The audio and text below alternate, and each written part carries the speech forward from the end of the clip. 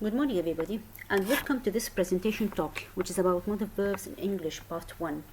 Of course, you have some information about modal verbs and their usage in English. However, I'm going to teach you modals in detail and in an easy way. So let's move to the first slide, which is about the definition of modal verbs. What are modal verbs? In English, there are many modal verbs, but the following is the most frequent ones used. These are 10 modal verbs, including can, could, may, might, will, would, shall, should, must, and ought to. So the last one, ought to, is the only one that is used with the infinitive to. So what are they then? They are auxiliary verbs used to express additional meanings, different attitudes added to the main verb. They are used with other main verbs to complete the meaning of the sentence. They are used with other verbs to express meanings such as ability, obligation, permission, certainty, possibility, request, and other meanings. Moving to the next slide. How can we use these modal verbs? Modal verbs have only one form. They don't have infinitives or ing forms, past forms, or even ed forms. So the following sentence is the correct one. She can speak several languages. Here, the verb speak is the base form of the verb speak, and this is the correct one. But we cannot say she can to speak several languages. This is wrong because of the use of the infinitive to. We cannot also say she can speak in several languages because of the addition ing to the verb speak, which is also wrong.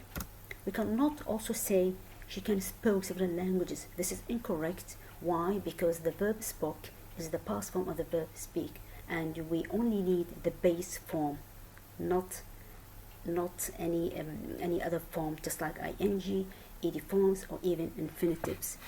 Another point that you need to pay attention to is that modal verbs do not need any other auxiliaries. What does that mean? We don't use these modal verbs with verbs to be, verbs to have, or even verbs to do. For example, I am will be late. This is incorrect. Why? Because there is the auxiliary verb to be am and the modal verb will. It's wrong. You have to say either I am late or I will be late. But by using two auxiliaries, verb to be and a modal, this is by itself is incorrect. So avoid using such examples. Avoid adding any ings to infinitives, past forms, or even ed forms to the base form. You need just to use the base form of the verb after any modal. Hope this is quite clear for you. The next slide is about the negation of modal verbs. In general, if you want to negate any sentence, we need to add not to the auxiliary verbs. So since modal verbs are also auxiliaries, we need to add not to these modal verbs, just like cannot, must not, may not, shall not, will not, could not, ought not to, might not, should not, and would not. You need also to pay attention to the spelling of some of these modals. For example, cannot is written as one word. It is not written as two words as the other modal verb, just like could not, must not, may not, shall not. These are written as two words. Another point you need to pay attention to is that may not has not the abbreviated form, just like the others. So we don't have the abbreviation of may not, just like can't, mustn't, shan't, won't. So these 2 points you need to pay attention about the spelling of the negation of modal verbs. Moving to the next slide. Modals in the past. How can we express past actions by using the modals? We need what? We need a certain structure to have such past actions by using modals.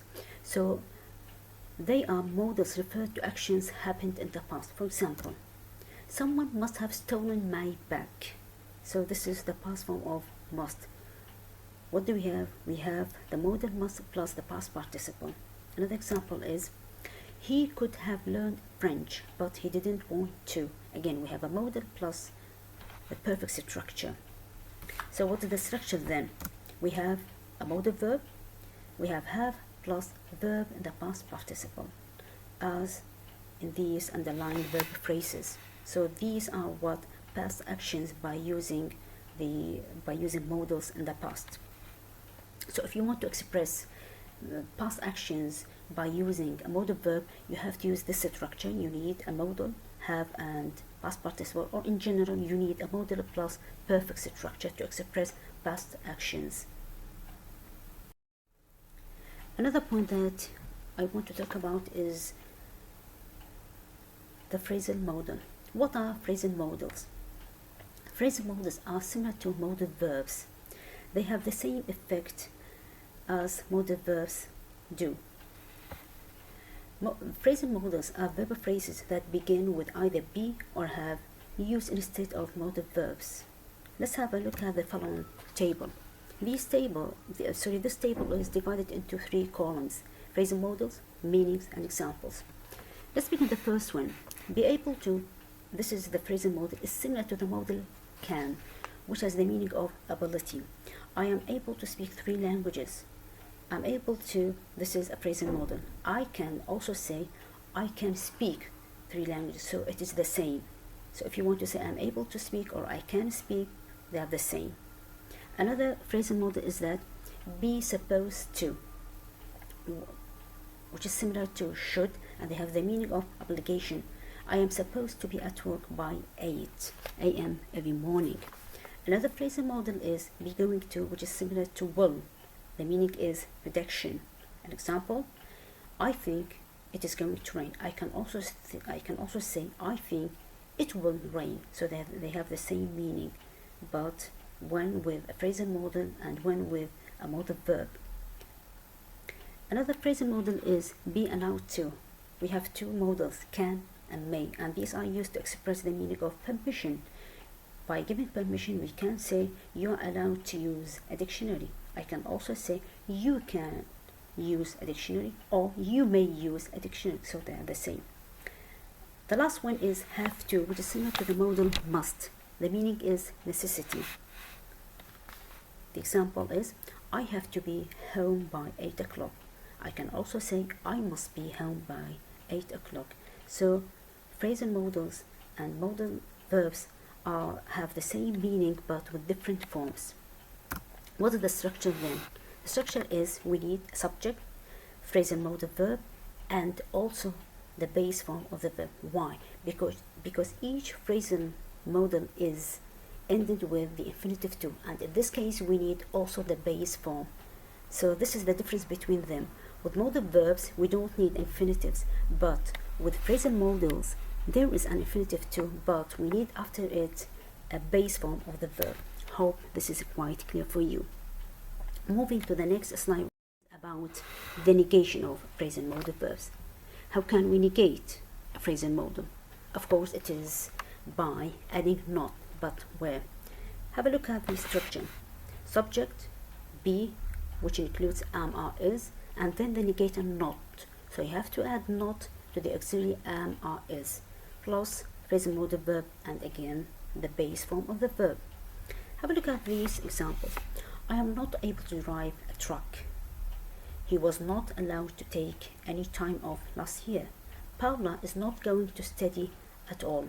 I am not supposed to be there at 7 o'clock a.m. So what do we have here? We have not after the auxiliaries is am. So what about have to or had to, which is the past form of have to, and I'm going to talk about this in the part 2 of modal verbs. The structure is we need subject, do, does, did, have to, or the past form had to, again plus the base form of the verb. For example, we don't have to submit the project till July.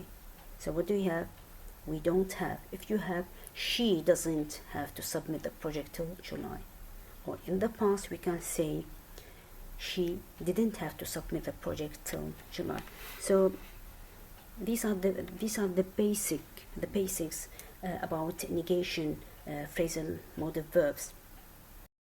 And this is the last point about modal verbs in English part 1.